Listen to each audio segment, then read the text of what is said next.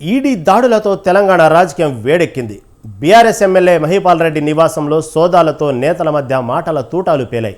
మరోపక్క గూడెం సోదరులు 300 కోట్లకు పైగా అవినీతికి పాల్పడ్డారని ఎన్ఫోర్స్మెంట్ డైరెక్టర్ లెక్కలు చెబుతుంది. మరి గులాబీ నేతలు ఆరోపిస్తున్నట్టు కేవలం కక్ష కోసం జరిగిన దాడులా, లేదంటే అధికారాన్ని అడ్డుపెట్టుకొని మహిపాల్ రెడ్డి అక్రమాలకు పాల్పడ్డారా?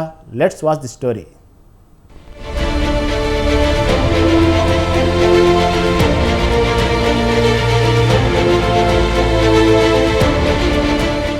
హైదరాబాద్ లో మరోసారి ఈడీ దాడులు కలకలం రేపాయి. Patancheru BRS MLA Gudem Mahipal Reddy నివాసంలో సోదాలు నిర్వహించారు. ఆయన సోదరుడితో పాటు బంధువుల ఇళ్లలోనూ రైడ్స్ చేపట్టారు. అటు మహిపాల్ రెడ్డికి సంబంధించిన కార్యాలయాల్లోనూ సోదాలు నిర్వహించారు. శుక్రవారం తెల్లవారుజాము నుంచే దాడులు మొదలయ్యాయి. ఏకకాలంలో మహిపాల్ రెడ్డి, ఆయన సోదరుడు గూడెం మధుసూదన్ రెడ్డి ఇంట్లో తనిఖీలు చేపట్టారు. మొత్తం 8 చోట్ల దాడులు చేశారు. ఆదాయానికి మించి ఆస్తులు కూడబెట్టారన్న ఆరోపణలతో రైడ్స్ కి దిగారు.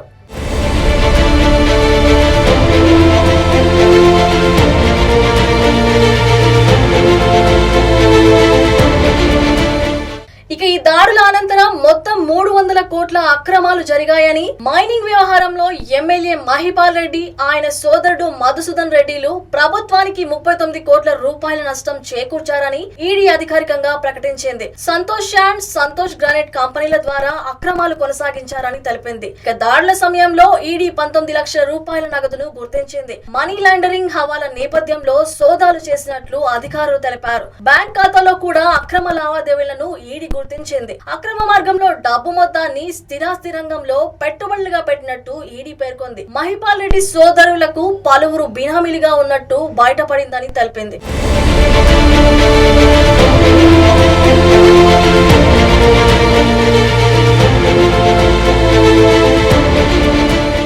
తనపై జరిగిన ఈడీ సోదాలు రాజకీయ కుట్రేనని ఆరోపించారు ఎమ్మెల్యే మహిపాల్ రెడ్డి. తన నివాసాల్లో అక్రమాస్తులు ఏమీ లేవని, కొండను తవ్వి ఎలకలు పట్టుకెళ్లారని, పనికిరాని జిరాక్స్ పేపర్లు తప్ప ఈడీకి మరేం దొరకలేదని తెలిపారు. కేంద్ర రాష్ట్ర ప్రభుత్వాలు కుట్రపూరితంగా వ్యవహరిస్తున్నాయని మండిపడ్డారు.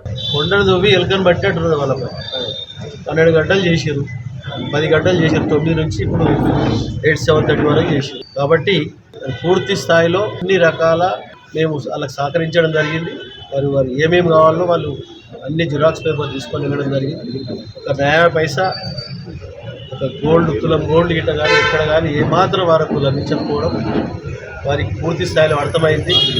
ఇది ఫేర్ బుక్ అని, ఫేక్ అది కాబట్టి ఆ విధంగా నేను మీ అందరికి తెలియజేసిందంటే ప్రజలకు వాస్తవాన్ని తెలియదని తెలియదు. మరోపక్క ఈడీ దాడులపై బీఆర్ఎస్ సీనియర్ నేత, మాజీ మంత్రి హరీష్ రావు ఫైర్ అయ్యారు. రైడ్స్ నేపథ్యంలో మహిపాల్ రెడ్డి, ఆయన సోదరుడు మధుసూదన్ రెడ్డిని పరామర్శించారు. అధికారంలో ఉన్న కేంద్రంలోని బీజేపీ ప్రభుత్వం, రాష్ట్రంలోని కాంగ్రెస్ ప్రభుత్వాలు ప్రతిపక్షాలు టార్గెట్ చేసుకుని వేధిస్తున్నాయని, ఏదో రకంగా బీఆర్ఎస్ ఎమ్మెల్యేలను కాంగ్రెస్ లోకి తీసుకునే ప్రయత్నం చేస్తున్నారని మండిపడ్డారు. ఈడీ ఐటీ దాడులతో ఒత్తిళ్లకు గురి చేస్తున్నారని ఆరోపించారు. న్యాయ వ్యవస్థపై నమ్మకం ఉందని, ధర్మం గెలుస్తుందని ధీమా వ్యక్తం చేశారు. నిన్న మా శాసనసభ్యులు గౌరవనీయులు మహిపాల్ రెడ్డి గారి పైన ఈడీ దాడులు జరిగిన నేపథ్యంలో వారిని కలవడానికి, మాట్లాడడానికి రావడం జరిగింది. ముఖ్యంగా ఈరోజు దేశంలో అధికారంలో ఉన్న కేంద్ర ప్రభుత్వం, రాష్ట్రంలో అధికారంలో ఉన్న రాష్ట్ర ప్రభుత్వాలు ప్రతిపక్ష నాయకులను, ప్రతిపక్ష శాసనసభ్యులను టార్గెట్ గా చేసి వేధించే కార్యక్రమానికి పాల్పడతా ఉన్నారు. ఇప్పుడే మేము మహిపాల్ రెడ్డి గారితో మాట్లాడితే కనీసం ఇంట్లో డబ్బు గాని, బంగారం గాని, ఎలాంటి వస్తువులు గాని ఇంట్లో ఒక్కటి కూడా అక్రమంగా దొరికింది ఏమీ లేదు. ఏది ఉన్నా ఐటీ రిటర్న్స్ తో బాజాప్తా అన్ని క్లియర్ గా స్పష్టంగా ఉన్నాయి తప్ప ఒక్క తప్పు కూడా లేదు. అయినా ఎందుకు దాడులు చేస్తున్నట్టు? కేవలం భయభ్రాంతులకు గురి చేయడం, లొంగ తీసుకునే ప్రయత్నం చేయడం.